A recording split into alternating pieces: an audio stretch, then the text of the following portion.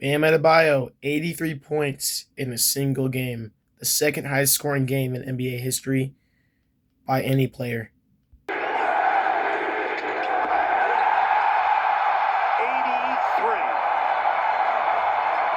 83 points for Bam Adebayo. He will come out of the game and hear it from the crowd. And we feel you at home. And I know what you're thinking, y'all. I know what you're thinking, guys. Bam Adebayo, a player who averaged under 20 points per game so far this season, just went out and blatantly scored 83 points. And when you hear that at first, you're going to be like, there's no way he scored that much. And that's the same thing. That was my reaction when I heard it as well. I was scrolling, I was pretty much doom scrolling on YouTube. I was just refreshing on my phone. I refresh. It says House of Highlights, Bam Adebayo, 83 points. I'm just like, what the fuck? Is that real? Is that real? I click on the video and it's like, yeah, it's real. But with high scoring games comes great backlash and controversy and whatnot. So let's go ahead and read the stat sheet. All right, so we're on the stat sheet right now. March 10th, which was obviously yesterday. He played 42 minutes, obviously scored the 83 points. I do want to mention one thing. He had 30 points in the first quarter. He was, I think, 5 for 8 on 3. 5 for 8. He was 5 for 8 from 3, my fault, guys. And so that wasn't bad, but his field goal, he was 20 for 43. So that's about just under 50%, like 47.5 or 48, something like that. And he was 7 for 22 from 3-point range. So pretty much the rest of the game he didn't do so well. I will mention to you guys he was pretty much chucking up threes because he was getting triple teamed throughout the rest of the game. So there's that. And then he had 9 rebounds, 3 assists, 2 steals, 2 blocks, 5 turnovers, and then his plus minus was 20. And he had 3 personal fouls. So pretty much I'm just going to give you my opinion on it. And what I think about it. Obviously it's super impressive. 83 points. Because out of all the players, Shea, Giannis, Jokic, Luka, etc., the list goes on. Out of like all of those young players, Bam was the one who came out of the pack and pretty much set the bar, scored 83 points. That is crazy.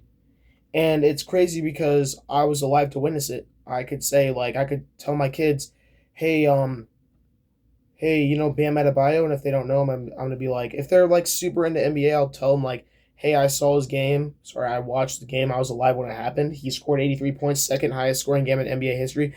But enough yapping. It's time for me to give my opinion on it. I'll tell you guys some more information here very quickly, and then I'll give you my opinion on it towards the end of the video. But let's continue. Okay, so the first thing is that the Wizards are a tanking team. And they were purposely fouling him towards the end. The Heat players were purposely fouling the Washington players. Whoever had the ball on Washington on that team, on the Wizards, they pretty much just intentionally fouled them so then they could go to the line, shoot the free throws, obviously. But then they could get the rebound and then give the ball to Bam so he could score more. So clearly there was a lot of that going on. Okay, the other thing is, it kind of made sense that he was already on a hot streak. It would make sense to try and go for a high scoring game because again the Washington Wizards are tanking. So it would make more sense that a high scoring game would come it would make sense that a high scoring game would come in a game, or what am I trying to say? It would make more sense that he scores 83 points against a team that's tanking. That's what I'm trying to say. Rather than a team that's good like the Thunder or the Nuggets, or you know what I'm getting at. Also, 43 free throws, come on. Like, that's half of his points over half of his points came from free throws. So, like, Come on. So I'm just gonna give you all my opinion right now. I'm gonna give you all my opinion right now on what I think. Sorry, I repeated myself twice, but like my honest opinion on this is I feel like it's just a bunch of bullshit. Like you have a high scoring game against a tanking team. Your teammates are continuously fouling, so the Wizards shoot free throws, and then you can just get the rebound back to Bam to score even more. And three, you have 43 free throws. And I'll be honest, some of those fouls were valid, like the ways, but it's just the way he got to the line. So there's that as well, and it's just you're chugging up threes. You went 7 for 22 from three. You were hot the first quarter, and then just immediately after that, you continue to miss from three over and over and over and over and over again, and then you miss over half of your shots from mid range. And look, I'm not trying to like be rude or anything. I'm just saying that's my opinion. I feel like this game shouldn't really count as I like if we go back to 2006 to Kobe's 81-point game. 18 for 20 from the line and an 81-point game.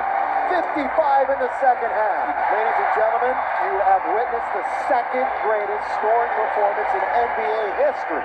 If we go back to Kobe's 81-point game, we can see he shot 28 for 46 from the field, 10% higher than Bam did, 7 for 13 from three-point range, and 18 of 20 from the free throw line, which I'm pretty sure is like 94%. Correct me if I'm wrong in the comments or higher. He shot better from three and from two. He shot better from the free throw line, and he was playing against a better team. At least the Toronto Raptors in the 2005-2006 season weren't fucking tanking. They were rebuilding. They were considered a better team. They were rebuilding, and it was a really close game as well. It wasn't a fucking blowout. Sorry for the language. So, my final message, do I think that Bam's 83-point performance was good? Yeah, but I think Kobe's was better, and yeah, that's pretty much really all there is to say. Kobe Bryant had a better team he was going up against. It was a close game. He had way tougher shots. He shot better. And Bam, pretty much after the first quarter ended, was just trucking up some bullshit.